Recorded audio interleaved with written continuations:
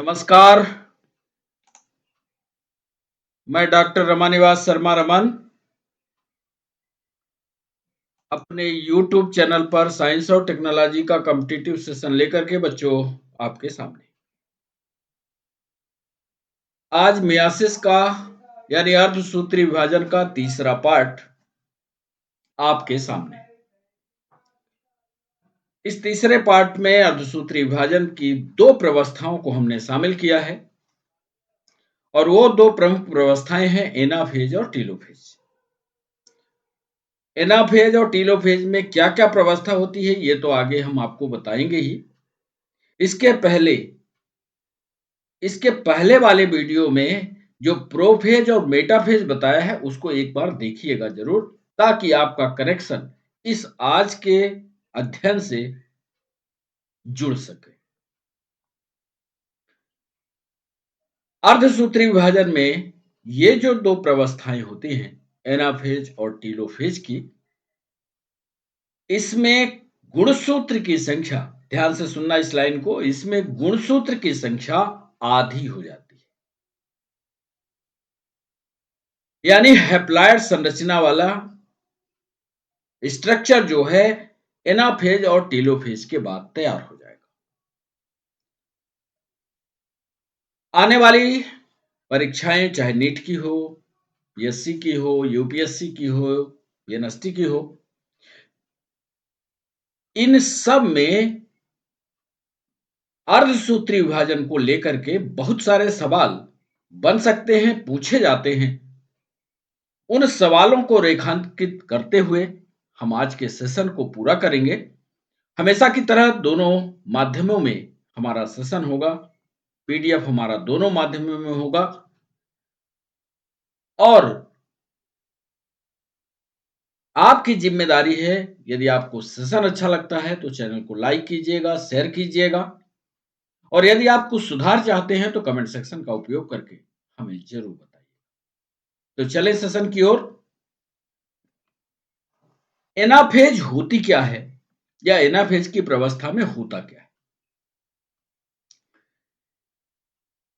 Meiosis की पहली व्यवस्था है, ध्यान करिए, मियोसिस फर्स्ट है। और यदि आप पहले वाला वीडियो अच्छी तरह से देख लिया है, समझ लिया है, तो हमने बताया था कि अर्धसूत्री विभाजन दो परिस्थितियों, दो अवस्थाओं से गुजरता है, जिन्हें क्रमशः अर्धसूत्री विभाजन प्रथम और अर्धसूत्री विभाजन द्वितीय कहते हैं। अर्धसूत्री विभाजन प्रथम 5 व्यवस्थाओं में पूरा होता है, जिन्हें क्रमशः प्रोफेज, मेटाफेज, एनाफेज और टीलोफेज के बाद साइटोकाइनेसिस की व्यवस्था होती है। इसी तरह से अर्धसूत्री विभाजन द्वितीय भी 5 व्यवस्थाओं से गुजरता है, जिसमें प्रोफेज, मेटाफेज, एनाफेज, टीलोफेज और उसके बाद साइटोकाइनेसिस। वही एनाफेज फर्स्ट यानी मियोसिस की अवस्था को पढ़ते हुए फर्स्ट में एनाफेज फर्स्ट आई है, इसीलिए हमने लिखा है मियोसिस फर्स्ट, एनाफेज फर्स्ट। इसमें होता यह है कि the two chromosomes of each bivalent, हो सकता है ये आपके लिए नया शब्द हो, अभी हम समझा देंगे। पहले आप अंग्रेजी वाले जो बच्चे हमारे साथ लाइव हैं वो इसको पढ़ें कि the two chromosomes of each bivalent separate and move to the opposite end of cell. The sister chromatids are attached to each other. इसमें क्रोमोसोम के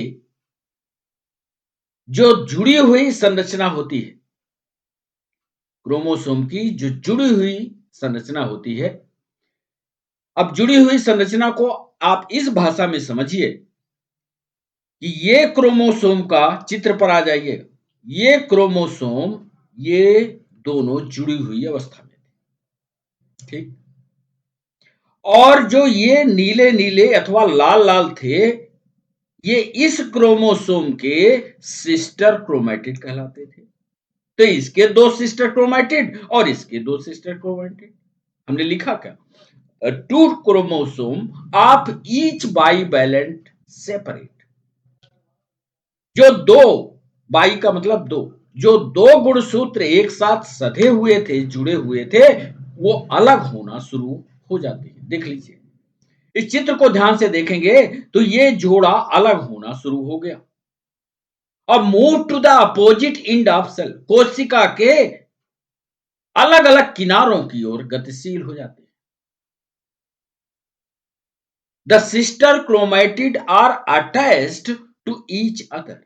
ये देखिए, ये सिस्टर क्रोमैटिड एक दूसरे से जुड़े ही रहते हैं। अंडरलाइन कर लीजिए, याद कर लीजिए। सिस्टर क्रोमैटिड कौन होते हैं, ये समझ लीजिए। जो बिल्कुल संरचना में, आकार में, रूप में एक जैसे हों, जोड़े में हो तो एक दूसरे के सिस्टर क्रोमैटिड हुए। और यदि संरचना में एक जैसे नहीं होंगे, इसका रंग जो है अलग है, इसका रंग अलग है, अलग अलग रंगों से दिखाया है, तो ये दोनों सिस्टर क्रोमैटिड नहीं है, लेकिन एक दूसरे के सिस्टर क्रोमैटिड हैं।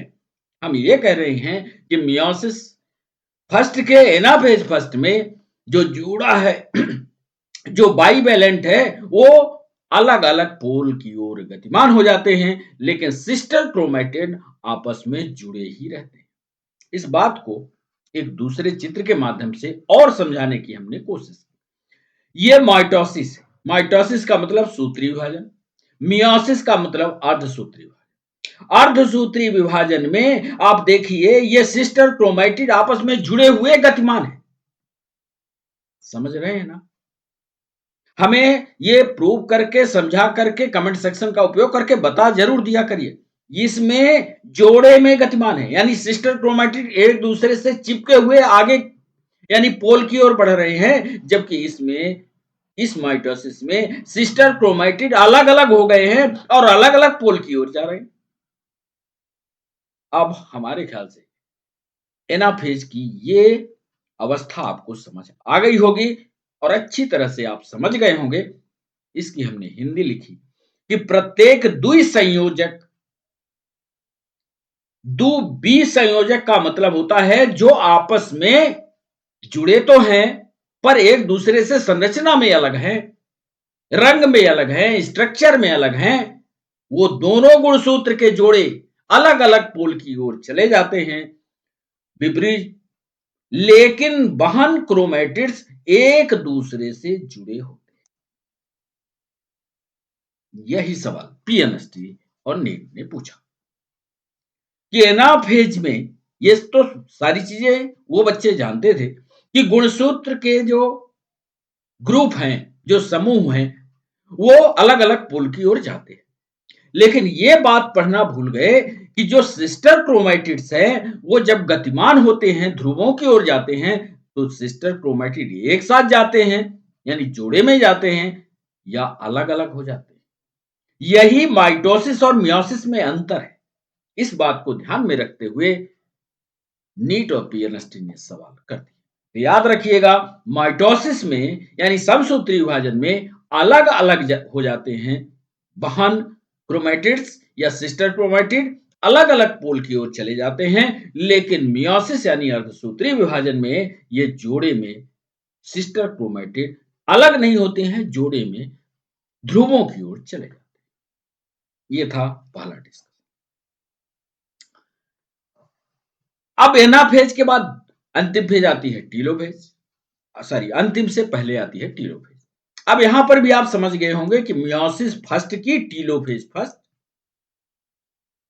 इसमें जो नाभिकीय झिल्ली होती है, आप प्रोफेज पढ़िएगा, मेटाफेज पढ़िएगा, वहां तक हमने नाभिकीय झिल्ली को गोल कर दिया था, टुकड़े टुकड़े में तोड़ दिया था। अब जब टीलोफेज की अवस्था में पहुंचे, तो जो नाभिकीय झिल्ली थी, पहले चित्र को देखिए, पहले नाभिकीय झिल्ली धीरे धीरे प्रकट होने लगती है।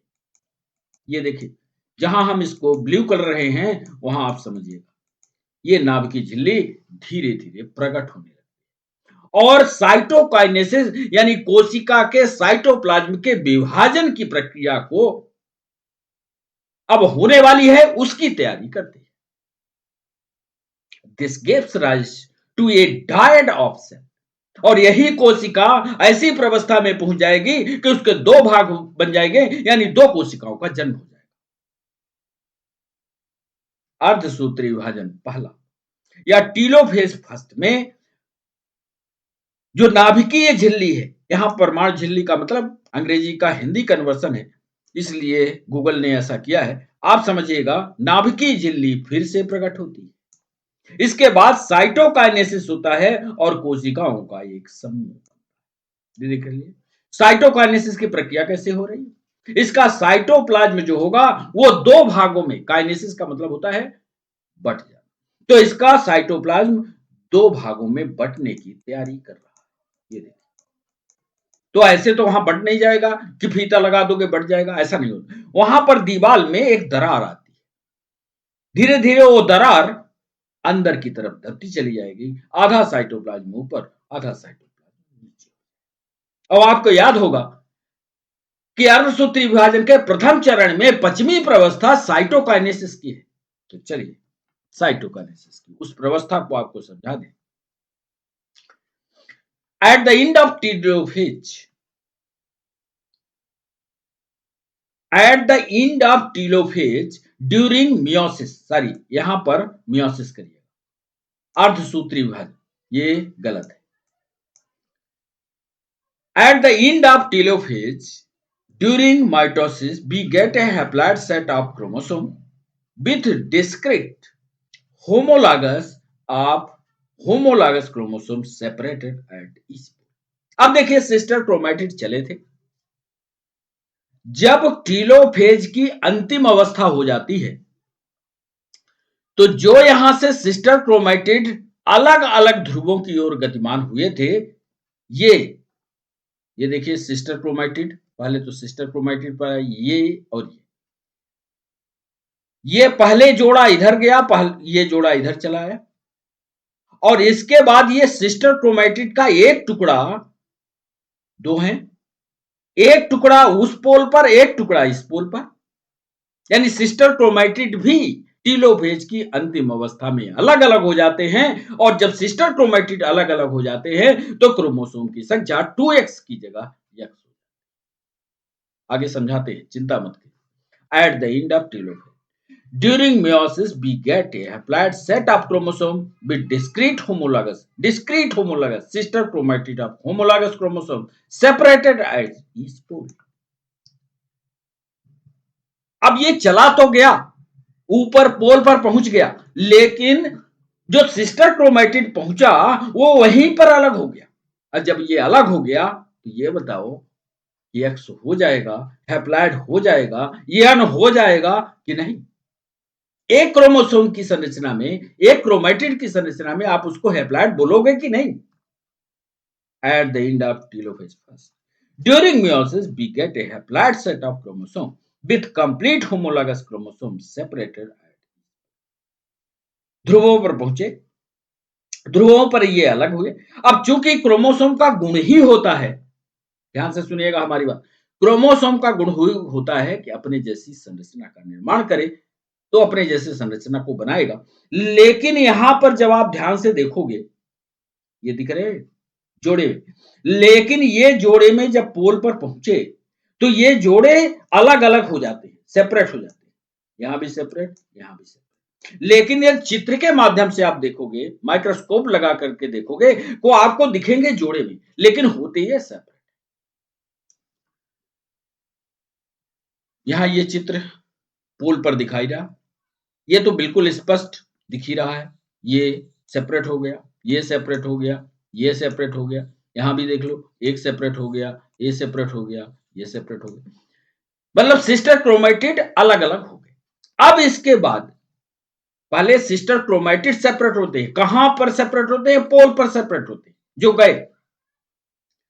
फिर इसके बाद साइटोकाइनेसिस यानी कोशिका जो है बीच में दबती है, क्योंकि अब साइटोकाइनेसिस की प्रक्रिया होगी आगे। मियोसिस में एक फेज जो एनाफेज है और टीलोफेज, इसकी पहले तुलना करते हैं, अच्छी तरह से समझने की कोशिश कीजिए। एनाफेज की प्रवस्था में ये ऊपर गए, देख रहे हैं, और एनाफेज की अवस्था में जब ये ऊपर जाते हैं तो जाते दिखते ये सिस्टर क्रोमैटिड के साथ, ये सिस्टर क्रोमैटिड साथ जा रहा, इधर भी सिस्टर क्रोमैटिड साथ जा रहा। इसके पहले आप याद करिए कि जब हम मेटाफेज की अवस्था में थे, तो दोनों क्रोमोसोम के बीच में क्रॉसिंग ओवर भी हुआ था। क्रॉसिंग ओवर में एक क्रोमोसोम का दूसरा टुकड़ा और दूसरे क्रोमोसोम का पहला टुकड़ा एक दूसरे के साथ जुड़ गए थे। देखिए जरा, इसमें नीला आ गया, इसमें पीला आ गया, तो क्रॉसिंग ओवर भी हो चुकी है।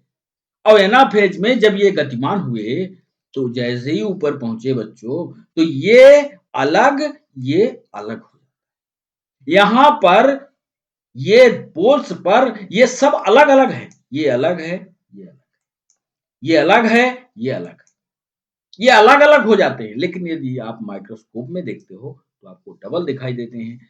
कुल मिलाकर के एनाफेज का ये चित्र, लेकिन इसमें दिख डबल रहा है सिस्टर क्रोमैटिड सिंगल। यदि ऐसा चित्र दिखे और दो कोशिकाएं सेपरेट दिखें, तो आप बताना ये टीलोफेज फर्स्ट है। और यदि ऐसा दिख रहा है कि ध्रुवों की ओर गतिमान है, सिस्टर क्रोमैटिड ध्रुवों की ओर भाग रहा है, तो आप समझ लेना वो एनाफेज फर्स्ट है। हमने अंग्रेजी में लिखा each chromosome separate from its homologous, they move to the opposite pole of the cell, the nucleus complete the division, the chromosome are still composed of sister chromatid, the cytoplasm divide after telophase. यहां हमने लिख दिया है इस बात को, the chromosome are still composed of sister chromatid. यहां पर जो सिस्टर क्रोमैटिड है वो चिपकी हुई अवस्था में दिखाई देंगे आपको, लेकिन होते नहीं है, वो अलग अलग सेपरेट। एक पन्ना ही सिर्फ मियोसिस के लिए बना है और बहुत स्पष्ट पन्ना है, इसको आप समझिएगा। एक अवस्था लिखी प्रोफेज, एक अवस्था लिखी मेटाफेज, एक प्रवस्था लिखी एनाफेज और एक लिखी टीलोफेज और साइटोकाइनेसिस करती है। इसमें यदि कुल मिला करके आप देखोगे तो इंटरफेज की प्रवस्था आप जानते हो कि सब कुछ गचड़ पचड़ अवस्था में जाल के रूप में क्रोमोसोम रहते हैं। इसका डिस्कशन कई बार कोशिका विभाजन में हो चुका है। अब जब प्रोफेज फर्स्ट में आता है, तो ये जो जाल है वो सिस्टमेटिक होने लगता है, गुणसूत्र जो है सिस्टमेटिक होने लगते हैं। और जब यहां तक पहुंचता है मेटाफेज में, तो नाभिकीय झिल्ली गायब, नाभिकीय झिल्ली गायब हो गई, दोनों तरफ वो पोल बन गए और वो पोल तारक केंद्र कहलाए और तारक केंद्र से तारक रश्मियां बनी और तारक रश्मियों ने क्रोमोसोम के उन गुणसूत्रों को खींच करके सेंटर पर ला दिया।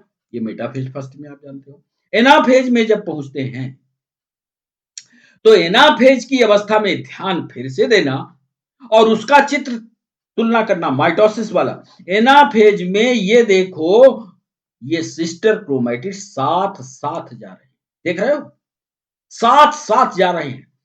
लेकिन यदि यही माइटोसिस आप पढ़ते होते, तो ये सिंगल सिंगल गत करते। ये देखो, ये देख लो, एनाफेज ऑफ माइटोसिस देखो, इसमें एक एक गुणसूत्र गत कर रहा है, इसमें जोड़े। बहुत मेजर डिफरेंस है। इसी पर पीएससी ने एक बार नोट्स लिखवाया था, difference between anaphase of mitosis and anaphase of meiosis first. अंतर समझ लीजिएगा। यदि ये चित्र आपके समझ में आ गया, तो आप जितने शब्दों में चाहो उतने शब्दों में बहुत बेहतरीन लिख सकते। फिर जब यहां पहुंचे इस चित्र में, तो देखिए ये गतिमान हो गए, अपने अपने साइड में चले गए। और जब ये साइड में चले जाते हैं, तो हमने आपसे वादा किया कि ये दोनों के दोनों ये अलग अलग धागे सिस्टर क्रोमैटिड अलग होंगे, लेकिन देखने में ऐसा लगता है कि ये आपस में सिस्टर क्रोमैटिड एक साथ ही। क्यों? क्योंकि रेप्लिकेट हो जाते हैं, जोड़ा बनाने की कोशिश करते हैं। तो रेप्लिकेशन टाइम ये दिखता है, बाहर से माइक्रोस्कोप लगाओगे तो ऐसा लगेगा इस जोड़े में दिख रहे, लेकिन ये होते सब अलग अलग होते हैं। और ये अलग अलग क्रोमोसोम, दो तरह के क्रोमोसोम हो जाएंगे, ये अलग हो जाएगा, ये अलग हो जाएगा, लाल अलग नीला अलग। और जरा यदि ये ध्यान से, और जैसे ये लाल अलग हुआ, तो इसमें क्रोमोसोम की संख्या क्या हो जाएगी? हैप्लॉइड, क्योंकि यहां तो डिप्लॉइड थी। और जैसे सिस्टर क्रोमैटिड अलग अलग हुए, तो उसकी जो कैलकुलेशन है वो पहले क्रोमोसोम या द्विगुणित क्रोमोसोम अगुणित क्रोमोसोम में बदल जाएगा। और अगुणित क्रोमोसोम किसी का भी हो, चाहे लाल वाला हो, चाहे नीला वाला हो, रहेगा एक ही। तभी इसको हैप्लॉइड बोलेंगे। यहां भी देख लो, ये लाल और दूसरे कलर का, ये भी। और जैसे ही हैप्लॉइड ये हो जाते हैं, वैसे साइटोकाइनेसिस हो जाती है, यानी एक कोशिका जिसके अंदर ये सारे विभाजन हो रहे थे, वो कोशिका दो भागों में बढ़ जाती, बन गई। साहब कितनी कोशिका बनी? दो। शर्त यह है कि मियोसिस फर्स्ट के फर्स्ट स्टेप में, यानी prophase, metaphase, anaphase, telophase, cytokinesis में गुणसूत्र की संख्या x होगी कि 2x होगी। अब यहां पर आप जवाब दोगे कि अब यहां पर संख्या x हो जाएगी, क्योंकि सिस्टर क्रोमैटिड जो है वो सेपरेट, प्रत्येक सिस्टर क्रोमैटिड दो जोड़े में होता है, तभी उसकी संख्या 2x मानी जाती है। जब दोनों अलग अलग हो गए तो एक x हो गया, तो ये संरचना हैप्लॉइड। अब हैप्लॉइड के बाद जो कोशिकाएं बनी बच्चों, उनकी संख्या 2 है। लेकिन आप जानते हो कि अर्धसूत्री विभाजन के दौरान जो प्रोडक्ट बनता है, उसमें कुल कोशिकाओं की संख्या कितनी होती है? बताओ जरा कमेंट सेक्शन में। कुल कोशिकाओं की संख्या कितनी होती है, यानी इंड प्रोडक्ट कितनी कोशिकाओं का बनता है? यदि सुन रहे हो तो लिखो जवाब, नहीं सुन रहे हो तो कई बार हमने बताया है कि जब माइटोसिस होती है, समसूत्री विभाजन होता है, तो उत्पाद के रूप में दो कोशिकाएं बनती है, और जब अर्धसूत्री विभाजन होता है तो उत्पाद के रूप में चार कोशिकाएं बनती हैं। लेकिन अभी तो यहां तक दो ही कोशिकाएं बनी, किंतु जो दो कोशिकाएं बनी उनमें गुणसूत्रों की संख्या आधी हो गई, हैप्लॉइड हो गई। अब आप समझ लो कि जब मियोसिस फर्स्ट पूरी होती है तो वो गुणसूत्र की संख्या आधी हो जाती है, यानी हैप्लॉइड सेल बनती हैं, लेकिन उनका नंबर 2 रहता है। अब चूंकि इसका दूसरा स्टेप भी बाकी है, यानी मियोसिस 2 होना है, जब मियोसिस 2 हो जाए तो इसीलिए मियोसिस 2 को समसूत्री विभाजन के नाम से भी जाना जाता है। तो जैसी कोशिका मिली है हैप्लॉइड, ये अर्ध समसूत्री विभाजन की प्रक्रिया में चली जाती है, तो ये वाली कोशिका दो कोशिका बना देगी, ये वाली कोशिका भी दो कोशिका बना देगी। इस तरह से प्रोडक्ट चार कोशिकाओं का बन जाएगा। तो ये वाला चित्र जितना ये है, यदि इतना चित्र आप याद रखोगे और हमारी बात को याद रखोगे, तो आपको मियोसिस फर्स्ट पढ़ने में कोई दिक्कत। आगे इसकी बात को समझाने के लिए हमने ये पन्ना भी लगाया। आपसे अक्सर पूछा जाता है कि अर्धसूत्री विभाजन किन कोशिकाओं में होता है? आप जवाब देते हो कि साहब ये उन कोशिकाओं में होता है जिन कोशिकाओं में जनन की क्रिया होती है। इसका मतलब हमारा शरीर दो प्रकार की कोशिकाओं से बना है, एक दैहिक कोशिका है और दूसरी जनन कोशिका है। यानी एक सोमैटिक सेल है और दूसरी जनन कोशिका है। सोमैटिक सेल हमारे शरीर का निर्माण करती है और जनन कोशिका स्पर्म और ओवा का निर्माण करती है। तो यदि आपसे हम पूछे कि मियोसिस डिवीजन किस कोशिका में होगा, तो आप बताएंगे ये रिप्रोडक्टिव सेल्स में होगा। मान लीजिए हम आपसे कहें आप गाड़ी चला रहे हो और उंगली का हिस्सा इतना कट गया, कुछ समय बाद ये उंगली का हिस्सा धीरे धीरे धीरे धीरे करके ये वाला हिस्सा फिर से बन जाता है। अब जब ये बनता है तो निश्चित रूप से कोशिकाओं की संख्या में वृद्धि होती होगी, कोशिकाओं का नंबर बढ़ता होगा।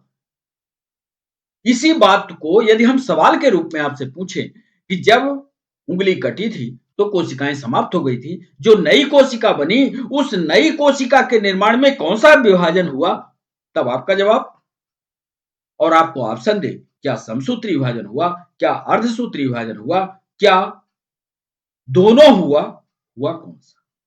तब आप कहोगे कि चूंकि ये दैहिक रीजन है इसलिए इसमें समसूत्री विभाजन हुआ, क्रोमोसोम की संख्या में कोई परिवर्तन नहीं होगा। अब मान लो यहां क्रोमोसोम की संख्या में परिवर्तन कर दिया जाए तो उंगली की जगह क्या बन जाएगा? और कुछ बन जाएगा। यहां क्रोमोसोम की संख्या में नहीं परिवर्तन करना है, उंगली वाली रचना के क्रोमोसोम की संख्या में कोई परिवर्तन, क्योंकि उंगली की जगह उंगली ही चाहिए। इसलिए जो बाकी कोशिकाएं हैं वो सोमैटिक डिवीजन करती हैं, सूत्री विभाजन करती हैं, समसूत्री विभाजन करती हैं, लेकिन जनन कोशिका यानी रिप्रोडक्टिव सेल अर्धसूत्री विभाजन करती हैं, क्योंकि मैटिंग के समय मेल और फीमेल के बिना बिना मिले नए बच्चे का निर्माण नहीं हो सकता। तो आधा क्रोमोसोम मां से, आधा क्रोमोसोम पिता से आना है। इसीलिए ये हैप्लॉइड सेल आधा मां से आता है और आधा पिता से आता है, और फिर जब नई संतान बनती है तो वो डिप्लॉइड बनती है। इसी बात को लिखा, two haploid cells are the end result of first meiotic division. इस लाइन को पढ़े रहना, ये लाइन बहुत इंपॉर्टेंट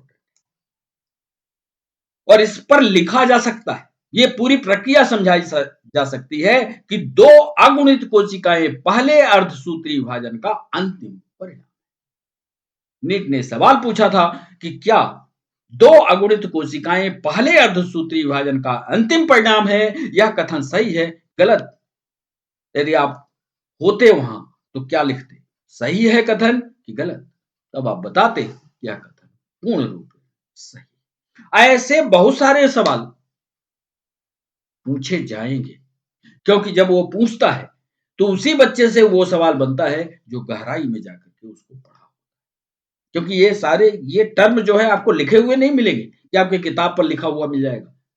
तो आप याद रखिएगा कि two haploid cells are the end result of first meiotic division. मान लीजिए कोई भी ह्यूमन की सेक्स सेल है, वो चाहे टेस्टिस हो सकती है, चाहे ओवरी हो सकती है, चाहे अंडा बनाने वाली कोशिका हो, चाहे स्पर्म बनाने वाली कोशिका हो, उसमें गुणसूत्र की संख्या कितनी होगी? गुणसूत्र की संख्या हमेशा 2n होगी, यानी 46 होगी, 23 जोड़े में होगा। अब जब स्पर्म का निर्माण होगा, जब स्पर्म बनेगा जो फीमेल के वेजिना के थ्रू फैलोपियन ट्यूब में जाकर के फ्यूज होगा, उस समय उसमें गुणसूत्र की संख्या कितनी होगी? क्योंकि अंडा मां से आ रहा है, अंडा फीमेल से आ रहा है। तो यदि इधर से 46 चला गया, उधर से भी 46 आ गया, तो फिर जायगोट की रचना क्या होगी? तब तो हाथी हो जाएगा, घोड़ा हो जाएगा, कुछ और हो सकता है, नई संरचना का निर्माण हो सकता है। इसलिए हमें 46 गुणसूत्र वाला ही मानव चाहिए। उसके लिए जरूरी है कि सेक्स सेल में पहले से विभाजन हो, और ऐसा विभाजन हो कि क्रोमोसोम की संख्या आधी हो जाए, आधा मां से आए, आधा पिता से आए, तभी दोनों मिलकर के भविष्य में 46 यानी डिप्लॉइड यंग का निर्माण।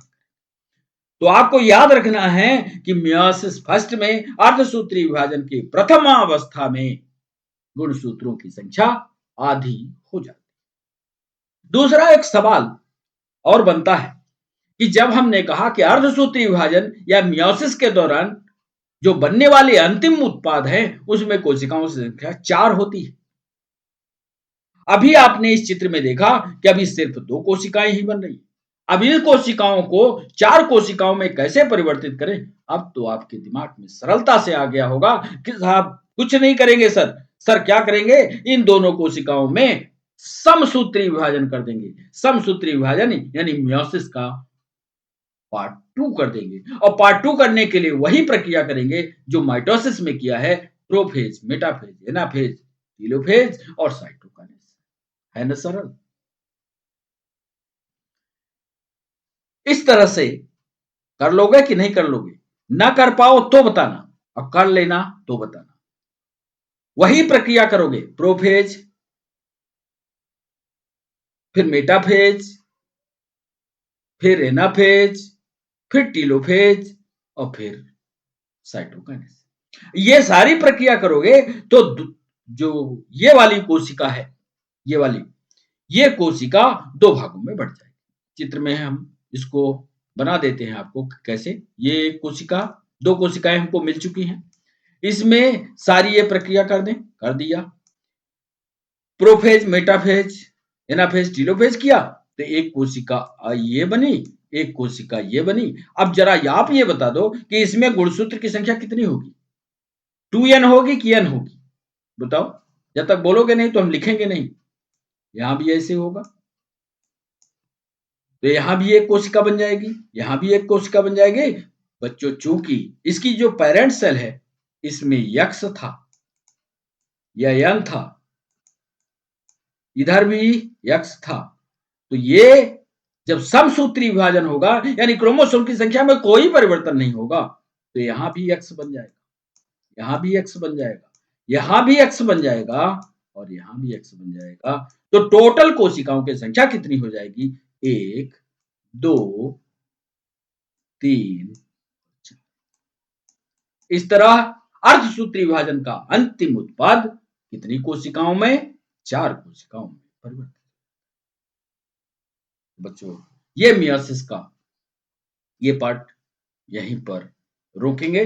अब रह जाएगा मियोसिस सेकंड का, तो उसको अगले सेशन में फिर अभी आपको समझाएंगे ताकि यह याद हो जाए जो बैक वाला है कैसे आगे की प्रक्रिया होती है। एक सेशन और इस पर करके और फिर एमसीक्यू का सेशन। बच्चों, आप हमारे साथ जुड़े इसके लिए सभी बच्चों का बहुत बहुत शुक्रिया। कल होती है फिर मुलाकात, तब तक के लिए बच्चों बाय बाय, नमस्कार।